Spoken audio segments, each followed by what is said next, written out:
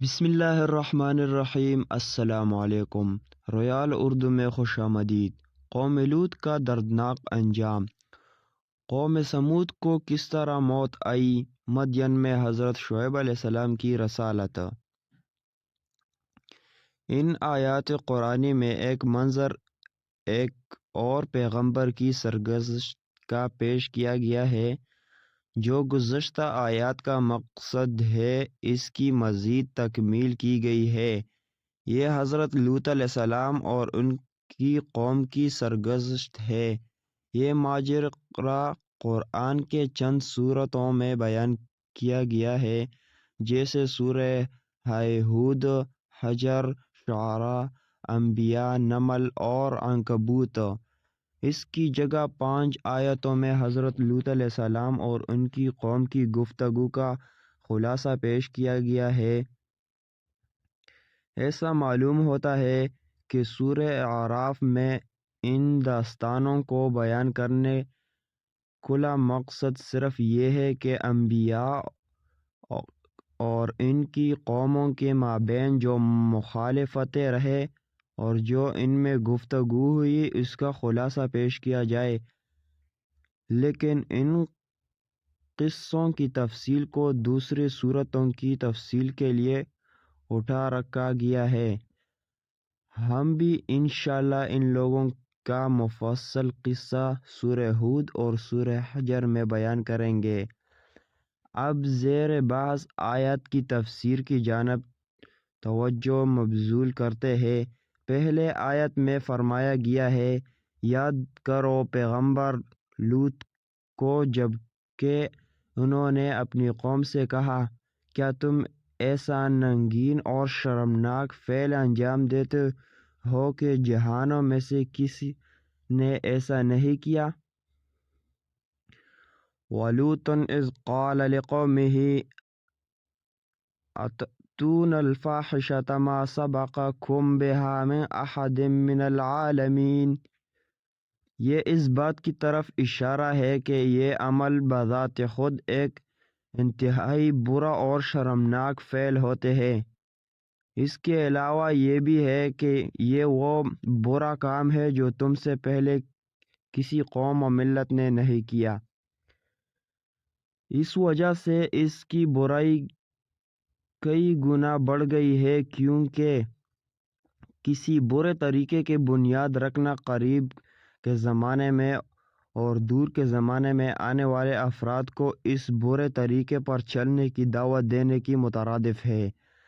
مذکورہ بالا آیت سے یہ بخوبی معلوم ہوتا ہے کہ یہ عمل بتاریخی حیثیت سے قوم لوط تک منتہی ہوتا ہے، کیونکہ وہ لوگ پیسے والے تھے جو اپنی زندگی ہوا پرستی اور شہوت رانی میں گزارتے تھے، جس کی تفصیل انشاءاللہ مذکور بالا صورتوں کی تفسیر میں بیان کی جائے گی۔ اس کے بعد والی آیت میں اس گناہ کی تشریح کی گئی ہے جس کو اب تک سربراستہ طور سے بیان کیا گیا تھا۔ ارشاد ہوتا ہے، تم لوگ شہوت کے ساتھ مردوں کی طرف جاتے ہو اور عورتوں کو تم نے چھوڑ رکھا ہے۔ انکم لتأتون الرجال شہوۃ من دون النساء۔ بھلا اس سے بدتر اور کون سا کام ہو سکتا ہے کہ تو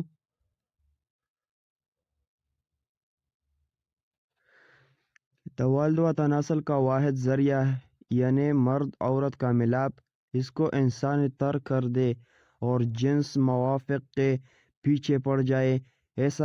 یہ ایسا کام ہے جو اصولی طور پر نادرست، خلاف عقل اور بدن انسانی کی ساخت کے منافی اور روح کی خلاف ہے، نیز انسان کی اس فطرت اولیٰ کے خلاف ہے جس میں ابھی کوئی تغیر واقع نہیں ہوا، جس کا نتیجہ یہ ہے کہ جنسی ملاپ کی جو غرض و غایت ہے وہ فوت ہو کر رہ جائے گی۔ دوسرے لفظوں میں یہ کہنا چاہیے کہ اس فعل کا محصل یہ ہے کہ انسان اپنی جنسی خواہش کو چھوٹے طریقے سے پورا کرے اور نسل انسانی کو قطع کرنے کا سبب بن جائے۔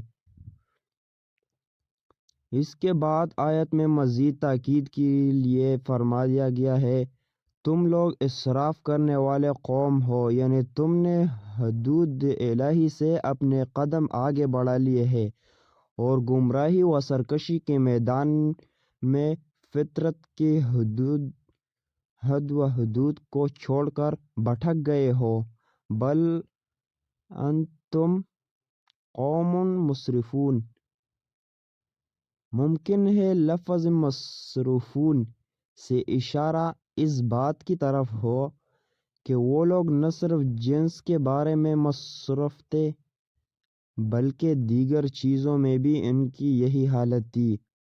یہاں پر قابل توجہ بات یہ ہے کہ پہلے آیت میں مطلب کو سربستہ بیان کیا تھا، اس کے بعد اس آیت میں اسے ذرا تفصیل کے ساتھ بیان کیا ہے۔ یہ علم بلاغت کے فنون میں سے ایک فن ہے کہ جب بھی کسی اہم بات کو بیان کرنا ہوتا ہے اسے اسی طرح بیان کرتے ہیں تاکہ اس کی طرف ذہن انسانی اچھی طرح متوجہ ہو جائے۔ مثلا اگر کوئی شخص بہت برا کام میں انجام دے تو پہلے اس کا بیدار مغز اور آگاہ سرپرست معاملے کی اہمیت جتلانے کے لیے کہتا ہے تو نے بہت بری بات کی ہے، پھر آخر میں جا کر اس پر سے پردہ اٹھائے گا اور اس کام کی تشریح کرے گا۔ اس طرح کا طرز بیاں دراصل طرف مقابل کی ذہن کو تدریج اس بات کے لیے آمادہ کرتا ہے کہ وہ معاملے کی اہمیت کی طرف متوجہ ہو جائے اور اس کی سمجھ میں یہ آ جائے کہ جو برا کام اس نے کیا ہے وہ کتنا سنگین ہے۔ اس کے بعد کی آیت میں قوم لوط کی غیر منطقی اور ضد آمیز گفتگو کا جواب دیا گیا ہے۔ ان لوگوں کے پاس اس ہمدرد خیر خواہ اور مصلح پیغمبر کی بات کا کوئی جواب نہ تھا سوائے اس کے کہ انہوں نے بڑی بدتمیزی اور غصے سے کہا کہ لوط اور ان کے پیرووں کو اپنے شہر سے باہر نکال دو۔ ان کا گناہ کیا؟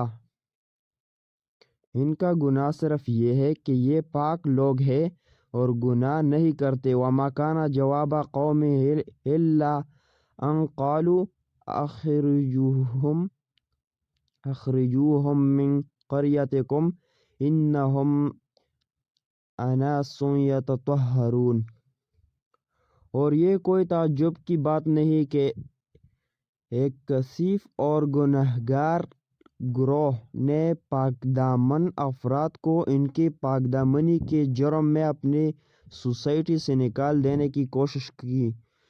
یہ لوگ ایسے پاک افراد کو اپنے ہوش رانی اور شہوت پرستی کے لیے صدراہ دیکھتے تھے، اس بنا پر ان کی پاک دامنی اس گروہ کے لیے بجائے خوبی کے ان کی کمزوری شمار ہوتی تھی۔ انہم اناس یتطہرون، اس جملے میں ایک یہ احتمال بھی پایا جاتا ہے کہ قوم لوط کا منشا یہ تھا کہ حضرت لوط اور ان کے پیروکاروں کو تظاہر اور ریاکاری کے ساتھ متہم کرے، جیسا کہ ہم اکثر اشعار وغیرہ میں سنا ہے کہ بعض گنہگار اور شراب بخور افراد مقدس اور پاک بندوں کو دکھاوے اور ریاکاری کے ساتھ متہم کرتے ہیں اور بزعم خود اپنے شراب آلودہ چتڑوں کو زاہد کے مسئلہ سے بہتر خیال کرتے ہیں، اور یہ ایک چھوٹا برائت نامہ ہے جو وہ خود اپنے ہاتھ سے اپنے لیے لکھ لیتے ہیں۔ اگر مذکورہ بالا 3 آیات پر نظر ڈالے جائے تو ہر انصاف پرور شخص پر فیصلہ کرنے پر مجبور ہوگا کہ قوم لوط کے افراد بہت گرے ہوئے لوگ تھے جنہوں نے ایک مصلح بزرگ کے تمام نصیحتوں اور منطقی دلیلوں اور جملہ خیر خواہیوں کو نہیں صرف ٹھکرایا بلکہ ان کا جواب اپنے دھمکیوں اور زور نمائی اور تہمتوں سے دیا۔ لہٰذا خدا نے بعد والی آیت میں فرمایا، جب بات یہاں تک پہنچی تو ہم نے لوط علیہ السلام، ان کے پیروں اور ان کے خاندان میں واقع پاک دامن تھے، ان کو نجات دے دی، سوائے ان کی بیوی کے کہ اس کو تباہ ہونے والی قوم میں عذاب کا مزہ چکھنے کے لیے چھوڑ دیا، کیونکہ وہ عورت بھی عقیدے مذہب کے لحاظ سے ان لوگوں کے ہم خیال تھی۔ فَإِنَّجَيْنَاهُ وَأَهْلَهُ إِلَّا امْرَأَتَهُ كَانَتْ مِنَ الْغَابِرِينَ۔ بعض مفسرین کا کہنا ہے کہ لفظ اہل اگرچہ زیادہ تر نزدیک کے عزیزوں پر بولا جاتا ہے، مگر آیت مذکورہ میں حضرت لوط علیہ السلام کی حقیقی پیروں پر اس کا اطلاق ہے، یعنی وہ بھی آپ کے خاندان اور اہل میں محسوس ہوتی تھی۔ لیکن سورہ ذاریات کے آیت نمبر 34 سے معلوم ہوتا ہے کہ سوائے آپ کے خاندان والوں اور نزدیک کے عزیزوں کے اور کوئی شخص آپ پر ایمان نہیں لایا تھا۔ بنا برے لفظ اہل اپنے اس حقیقی معنی یعنی خاندان والوں پر استعمال ہو